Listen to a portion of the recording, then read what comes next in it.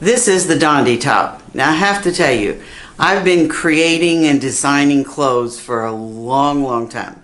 And out of everything I've ever done, this is the most popular. And it's the most popular when I teach classes. It's the most popular on the internet. It's what I have on.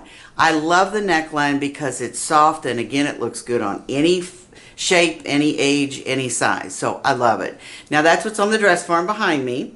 And the white is the Dondi top with the Therese sides, and I'm going to show you how to do that in a second. But look how cute this looks just even in a solid color.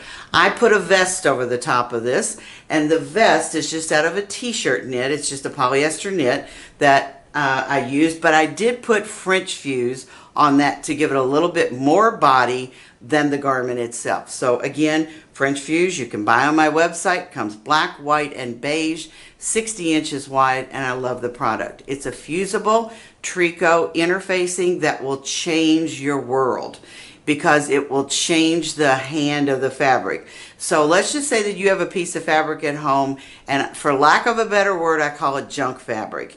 And it's fabric I find different places, but it's not fabric that has a lot of body to it. That's what this fabric was, so that's why I put the French fuse on it. So if you want a little more coverage in your garment, you can put French fuse on the fabric itself. So the Dondi top, the directions are in the book. Make sure you check those out. And we're going to use our master pattern as we've done for everything else. Now this is a knit. If you choose to use your serger, that's great. But you can do a straight stitch on a knit, and don't worry about the edges because they don't fray. I get people telling me all the time, well, I can't sew knits because I don't have a serger. You don't need a serger to sew on knits because they don't ravel. You do need a serger to sew on woven because they ravel and you need to finish the edges. So if you don't own one, don't worry about it. So because you can straight stitch. Now fabric, what kind of fabric you're going to use? Totally up to you.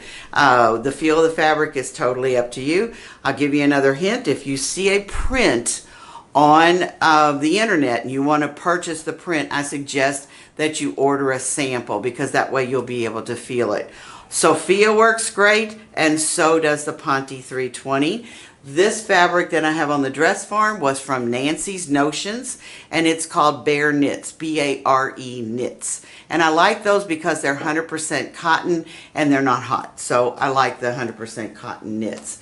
Now, the first thing that you're going to do is to use your master pattern. And remember, we've done the master pattern for everything, so you're going to use your master pattern, and you're going to cut out a front and a back. But before you cut it out, you're going to draw your right angles, and the directions for drawing these are in the book. And you're just simply going to add those right to the side seam. Now, you kind of need to know how long you want this to be. And I'll back up. I'm not sure if you can see it, but mine's pretty long, and it's about mid-thigh. So if you want it shorter, totally up to you. But make sure that you lengthen your pattern or shorten your pattern before you cut this out. Because if you don't and you want it shorter or longer, you're going to be in trouble with the right angle. So we're going to put this right angle right here, scotch tape it in place, and when we cut out our fabric, we're going to cut it just like that. So very simple to do. So there will be a right angle on both sides of your fabric. There will be a right angle front and back. So that's going to give you just a little bit of fullness that is in the top. So really nice to do. So now what I'm going to do is show you that I've already cut one out. And this is a great top, great print. Isn't that pretty print? Let me show you the other side because it's pretty as well. So I love prints. Prints are fun. Let me open this up and show you before I lay this out. Because I think look how pretty this one is. I'll hold it up on me. Isn't that cute? And it just gives you some detail to it. So when you look at prints, don't look at them like, oh, it has a stripe. You can put that stripe over to the side. You're the designer. That's the fun of sewing. So now let me put this back like this, and I'm going to fold it right side to right side. I've sewn the shoulder seams together, and you'll be able to see the front and the back.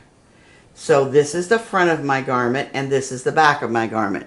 Now what you need to do when you cut out the neckline, and it depends on you. That's why I don't have mine cut out yet. You can cut it pretty low. Mine is cut pretty low because this is going to fill back up. It's going to fill some space back in.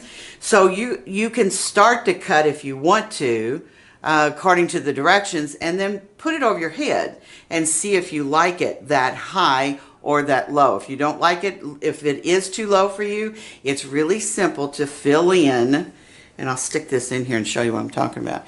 You can literally fill in a spot like that.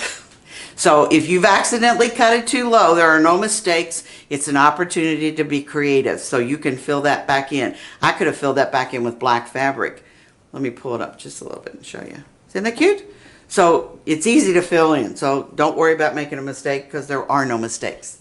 All right, so we're going to cut this neckline down. Then you're going to cut a strip of your t-shirt knit, of your knit fabric, whatever kind of knit fabric you choose to use.